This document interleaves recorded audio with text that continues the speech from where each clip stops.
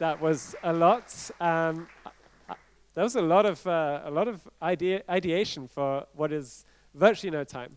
And speaking of no time, I'm going to whiz through a few key things in literally 5 minutes so we can get back on track. We thought we'd share with you a few essential tips, which I think is just really sound advice for anybody who's working digital, but also because we get asked this every day now, a little bit on some of the AI tools that everybody's kind of keen to know what's interesting to use and what people have had different experiences of. We did an event in Valencia recently, and we spent a whole day just opening up the computer and saying, what are you using, how are you using it, and experimenting. So it's a lot of fun. One of the things that we use in our team is a tool called Asana, but there are a lot of collaborative project tools that exist today. The reason I always champion Asana is because it's actually free for up to 15 users. So small businesses can find this really, really transformative in how they collaborate with each other. And this is more and more the case when you've got 7, 8, 9 people all working in different locations or all remotely. Because having a plan, as we've talked about this a lot today, having a plan, knowing what you're working towards, and setting out all the steps there are the keys to developing an agile method of working as a team. And agile is a term that's used a lot in the tech space, but it doesn't need to be a barrier or some kind of project management skill that seems that you need to have specialist training to overcome. It's also about a mindset of working collaboratively, transparently, creating a more conversational way of working together, but also creating structure and having that ability to check in and support each other. So we set out all of our projects here, and then within each project, we set out all the steps that we need to achieve. And then within each of those, we summarize what we need to do or how we need to do it. So we're really detailed, and detail is annoying, but the more detailed you approach something, the more successful or the more likely you are to work towards the intended outcome rather than have a lot of miscommunication. And it's also very conversational. So every single thing anybody does, there's a mini conversation on it. And it might even be choosing video A or B. You might have 3 opinions, and you can collect those. So finding digital tools that help you collaborate better, this is only one. There's a lot of great tools. A lot of teams use Slack, for example, are really key to being able to make sure that even if you are remote or hybrid working, you're keeping a really, really constant flow of communication all the time.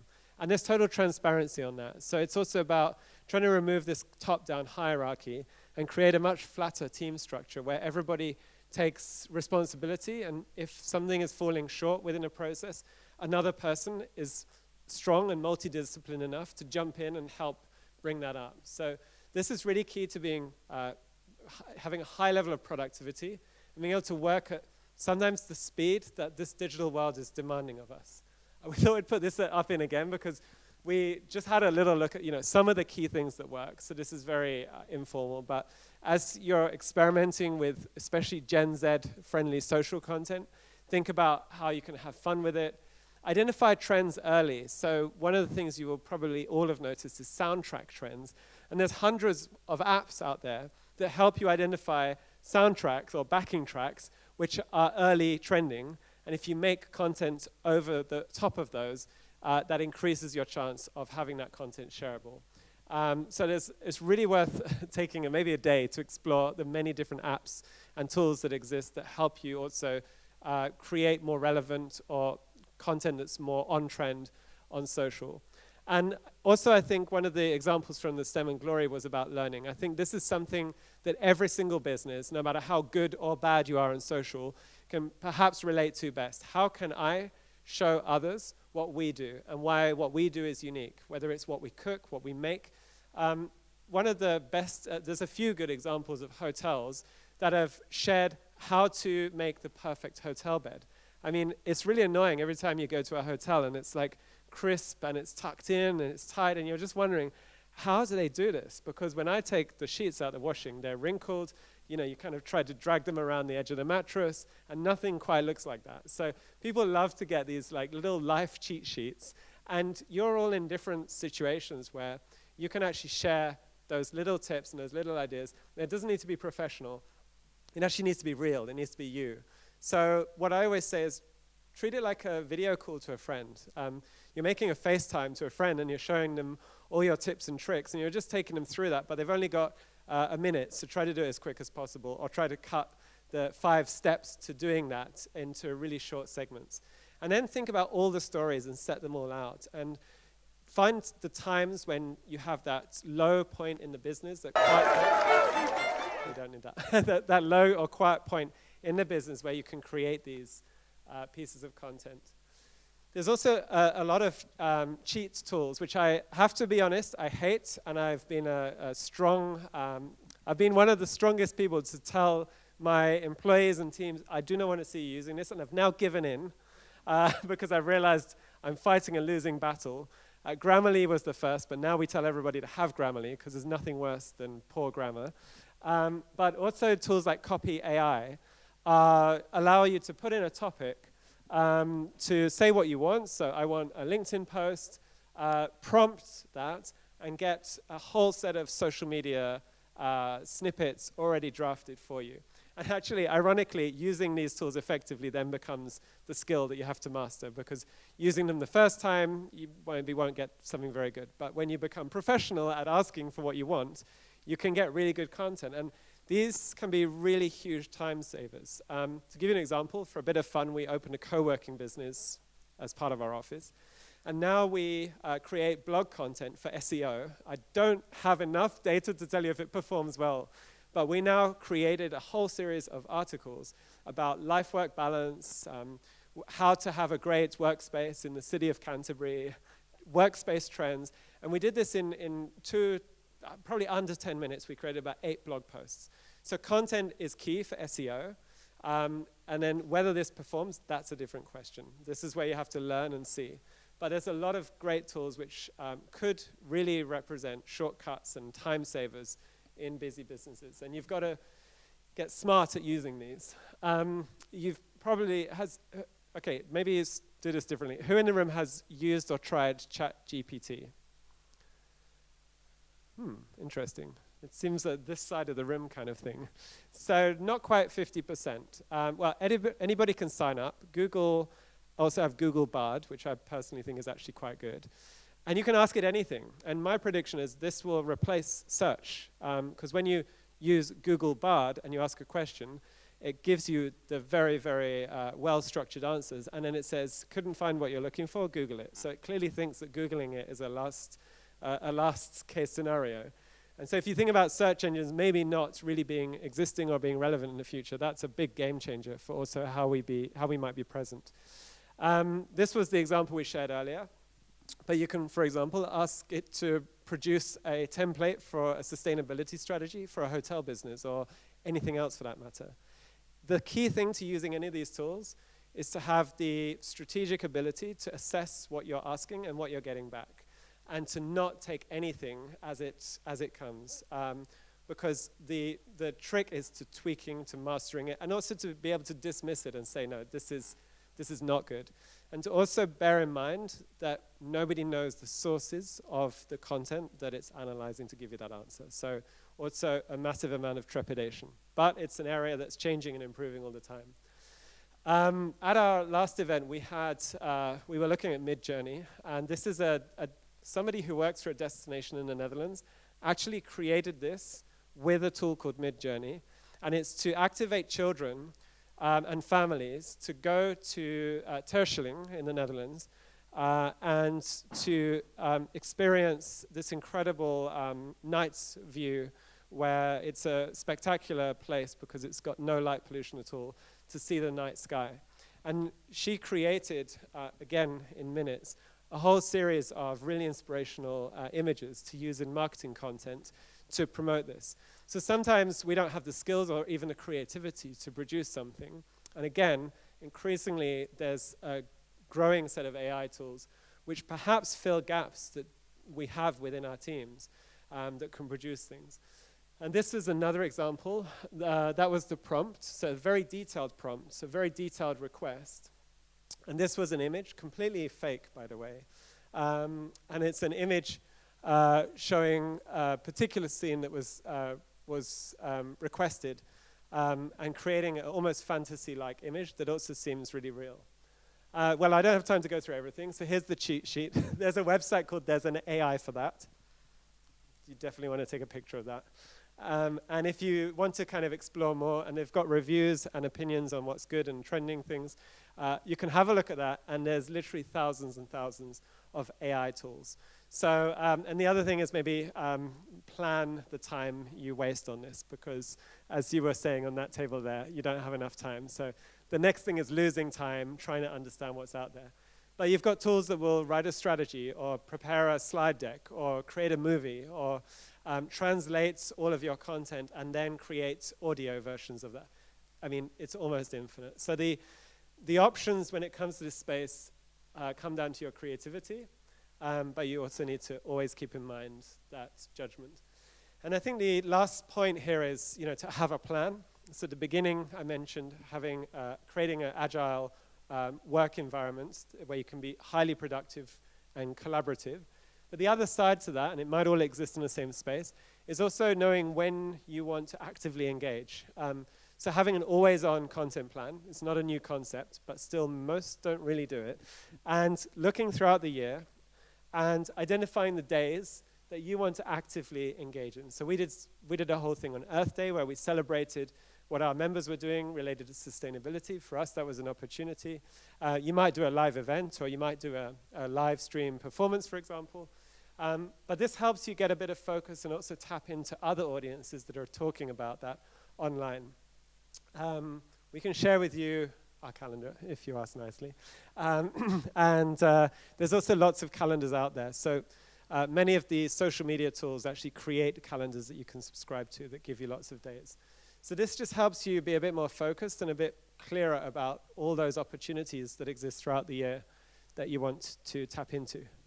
Okay, so on that note, we've finished the ideation, and I'm very pleased to welcome James Berzins, Managing Director of TXGB. I think it needs no introduction, but if it does, you will definitely be able to explain what TXGB is about and bring people up to speed on the latest developments. So over to you. Thank you, everyone. So yeah, I'm James. I'm from TXGB. I don't know how many have heard about TXGB, but hopefully you'll all know what it is by the end of this talk. So that's really what I'm here today, just to give you a broad brush update on what we are, what we're doing, how we're working with Tourism Northern Ireland, and the progress that we're making. So we've partnered with Tourism Northern Ireland to look at how we can unlock the full potential of the visitor economy.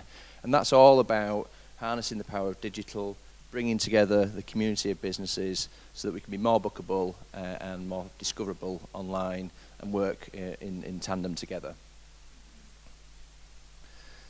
This is really following on from work that we've been doing with Visit Britain. So we started our TXGB journey over in England with Visit Britain, and we've now expanded into Northern Ireland, and we're working with Visit Wales as well.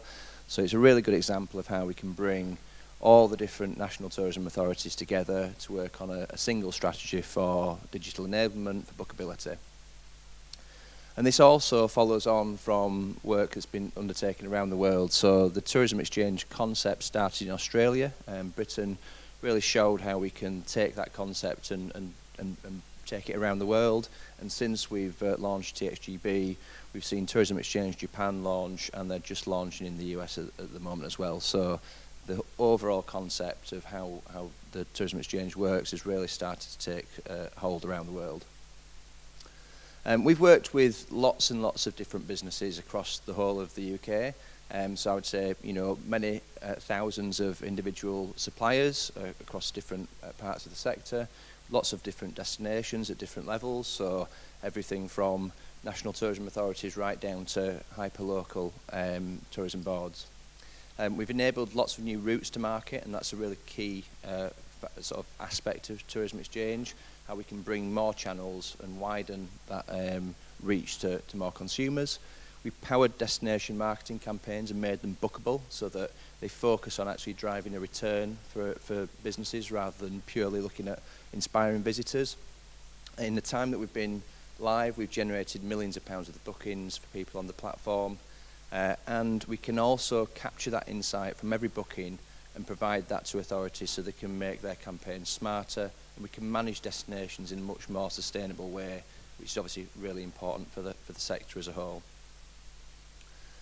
So overall, our goal is to increase the range and reach of bookable product. We want to make sure that we can increase the value, volume and dispersal of tourism, recognising that that's hugely important when it comes to hitting our sustainability goals, so regional, seasonal dispersal by working in a smarter way and tapping into digital distribution. Making sure that we've got a comprehensive view of the visitors and the bookings, where they're booking, how they're booking, the habits that consumers have, so we're smarter as an industry. And those insights can be derived for individual businesses looking at their own bookings, for channels that work with us, but also destinations, so they can see that bird's eye view of what's happening in their area. And then finally, build an ecosystem of collaborators. We want to make sure that people can work together. If they've got an idea that they want to take to market and they want to make it bookable, then there's a platform that can help them do that in a slick and easy way. So the first thing, before I kind of give you the sort of broader overview of how the platform works, is we work with all parts of the sector, and that's quite unique for a technology business. Most technology companies work with sort of individual verticals and actually sub-verticals, like say self-catering within the accommodation space. We work across accommodation, attractions, tours, events, and we're looking at how we can bring in transport, restaurants and retail into that mix to make everything as bookable as possible. And this is a bit of a diagram that explains where TXGB sits. We see ourselves right in the middle of the sector, trying to connect all the other parts, all the other groups of businesses. So tourism businesses that have a product to take to market, visitors, obviously, on the other side of the spectrum that want to actually book a product and experience a place, and everything in between. So the systems that businesses use, the booking channels that people book through, and the destinations that form an important part of the overall visitor experience. For visitors, we recognise that they want to make bookings, they want to get book online, they want to have that bookability of product. And for tourism businesses, they want to make sure that it's simple to access and that they can get access to the market very easily. In the middle, businesses that have that operate booking systems and provide those to the market, they want to make sure that their system's connected. And for booking channels, they want to make sure that they can get access to the inventory. And finally, destinations, they want to be smarter, they want to have access to data, they want to make sure that they can make their local visitor economy as bookable and online as possible. And this is a board of logos that shows just how many businesses we're working with right now. And in the short space of time, we launched in 2019. We've obviously all experienced the pandemic, but in that time, we have worked with an awful lot of different businesses from all different parts of the sector. So you'll see on here, booking systems, ticketing systems, different destinations, lots of different booking channels, suppliers that you would recognise, so people like Titanic Belfast, but other large suppliers across the UK that are all coming together and working with the platform. And one of the reasons that we're able to work with so many different businesses is that we have different unique tools for different businesses. So one of the tools that we talk a lot about is our direct payment technology, which enables channels to come to market to list products for people in their membership or in their area and make sure that drives direct bookings in a way that can earn them a commission for having that channel and for marketing that content. It means that individual suppliers are getting bookings directly. It means that they're building that relationship with their customer. It means that they're getting access to data. It's better for cash flow. So there are ways in which we can automate that process and make it much easier for businesses. And in fact, destination, so DNI's website is now bookable online using that technology, and we're working with a load of businesses to get them bookable, make sure they're part of national campaigns, and as I said before, trying to drive lookers to bookers, making sure that the campaigns that are sponsored by Tourism Northern Ireland are bookable. Here's a short video to show how this is working on Visit Derry. So the team over here we've just been working with quite recently and starting to get some products live. So you'll see here, I'll stand over here, out of the way. Very, very easy, get to the product, quite intuitive to book, and all this is seamlessly integrated into a payment gateway. And at point of payment on this particular website, the consumer will pay the business directly, so money doesn't go to Visit Derry, it goes to you, it's in your bank, and therefore you've got access to that customer straight away. You've got the opportunity to upsell if that's the sort of thing that you do with direct business, and go from there. So fundamentally, we believe that if we can find better ways to connect and collaborate, we're going to have a more successful sector, and the sector as a whole is much greater than the sum of its parts. That's kind of a core principle, and that's our focus, bringing people together, making sure that we're driving these connections with bookings, with sharing knowledge, with building partnerships. We're looking at how we can bring supply chain into the marketplace and really create this community of businesses working together. We've had some really good success stories in our relatively short life. We've worked on large campaigns with Visit Britain, Visit England. We're working on some campaigns with Tourism Northern Ireland. We're currently working with the National Lottery on a new campaign for the summer for visitor attractions, so that will be a really exciting campaign that's coming up.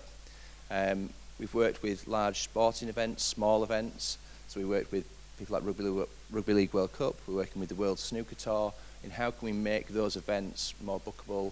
How can we get people to really tap into everything that destination has to offer, all the different experiences? If you're going to a game, how do we make sure that the visitor stays longer and does more whilst they're there? And we've made an awful lot of connections. So I mentioned our key challenge whenever something new crops up is actually building the connectivity to make that happen. So connecting with people that are creating digital guest books or creating AR experiences so that we can integrate bookability into those tools. So tourism businesses often have a couple of questions when they're looking to connect, and they're answered by, kind of looking at these kind of key reasons for people to connect. So first thing is, most people want to reach more customers and do that with as little admin as possible. We recognise that historically reaching more customers has meant maybe managing multiple diaries or working with various systems. We're here to really try and centralise that and make it easier. Most people want to support their destination because the destination makes a core part of their product. If you're a hotel, if you're an experience, being seen and being part of that destination and their marketing is really important. Increasing direct bookings, whether that's on your own website, in your app, in a social channel, or with direct booking channels, is also really important because it means that quite often you can save on commission, you can get better cash flow from those bookings. And then once you understand those benefits, the fact that it's easy to join, we support all of our users intensely so that they're supported on the onboarding journey. It's free to connect. We do charge as bookings come through, so we have a charge for bookings through the marketplace, but there's no obligation, and we do make sure that we support, like I say, businesses for free and getting everything set up. And it's really easy to manage. Most people don't spend an awful lot of time within TXGB once they've actually opted into channels that they want to work with. Quite often, because we're connected to their booking system, they won't even really know that we're there. We're just helping them gain that extra reach. And we've got a couple of really good case studies just to talk through. First one is Ryan from Letter and Lodges.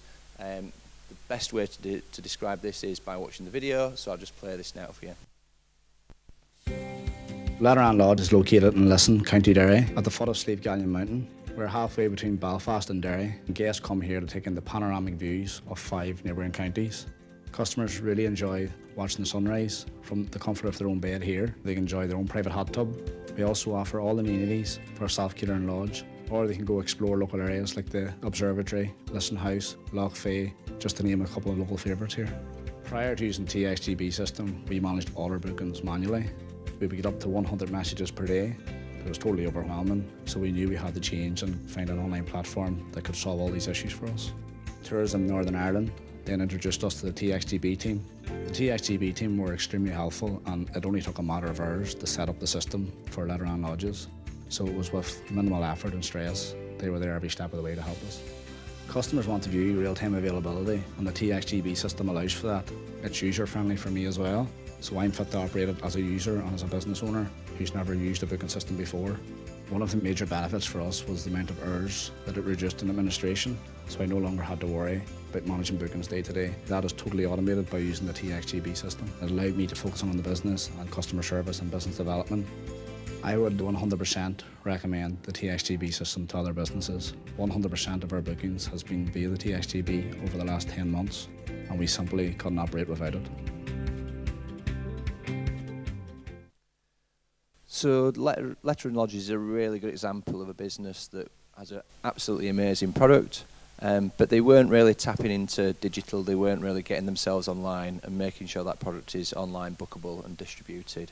So as you can see, we help them through that process. We guided. I think they're not necessarily from a tourism background, so this is a new venture, something that we're really trying to get their familiarity with the sector with, and therefore, you know, by helping them just make those sort of baby steps by getting online, the amount of bookings that these guys have had is absolutely phenomenal. And they're a really good case study for a self-catering business, but also for Northern Ireland. But we've got examples like that across all different parts of the sector. So, you know, a company like Avalon Lodges in Cornwall, an independent tour guide in Bath. We've obviously got Titanic Belfast, and a nice thing there that Claire said about us.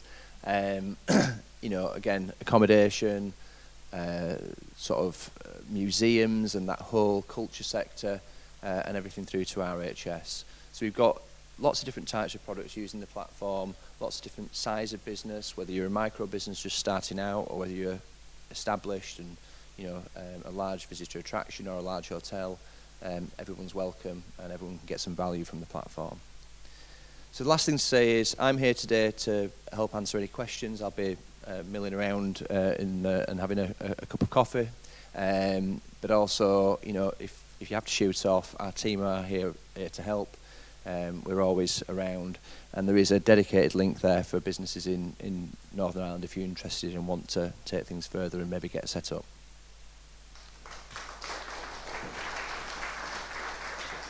Thank you so much. That I think it's very self-explanatory, but I can tell you, having worked with many destinations throughout the UK and Ireland, but also throughout other parts of the world. So you mentioned some of those international cases there. This is a really transformative technology, initiative, and platform, and it's really important to get distributed, get connected, and get product out there so that people can discover it in the many platforms that we might not even be aware of. So thank you very much. And on that note, we reached the end, but I'm going to invite Carolyn Boyd to come back and offer us some closing wisdom. So over to you. Wisdom? A bit of pressure and wisdom. Listen, I've just got 2 jobs now, just to really update on what's coming up in the rest of the programme. We are, it's a strange time for us because you're coming into season in terms of when we're hoping to get our maximum visitors, but there's also so much to learn, and today's been quite overwhelming in terms of all the stuff that we've covered. We will, however, be focusing still on our people. We have done some work on staffing and careers in our industry, which we know is an issue for probably everyone in the room. And we launched a Make It Here campaign trying to attract people to our industry, and we will continue to champion the people.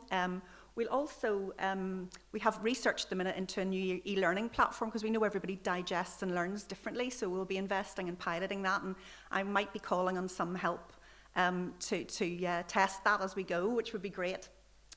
Everything is on tni.com, and we've got so much assets there that we just really invite you to engage in all of that.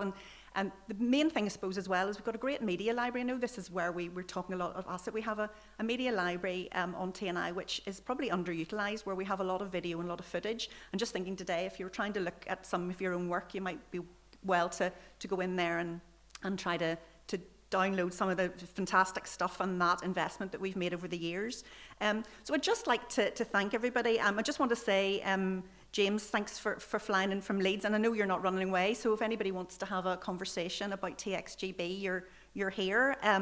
I think we've been around the world today. I feel a wee bit exhausted. So Nick, obviously you took us, well, everywhere, I think, in the global journey. We were in Canada and Switzerland, and I know Anna's gone. I didn't really get to meet Anna. Has she flown back to Norway, or is she?